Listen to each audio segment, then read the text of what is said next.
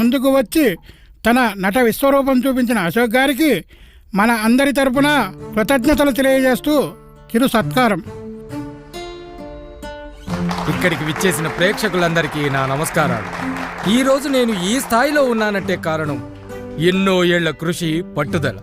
ఆ భగవంతుడి ఆశీస్సులతో పాటు మీ అందరి ఆదరాభిమానాల వల్లే నేనున్నంత కాలం నటిస్తూ మీ ఆదరాభిమానాలు పొందుతూనే ఉంటాను.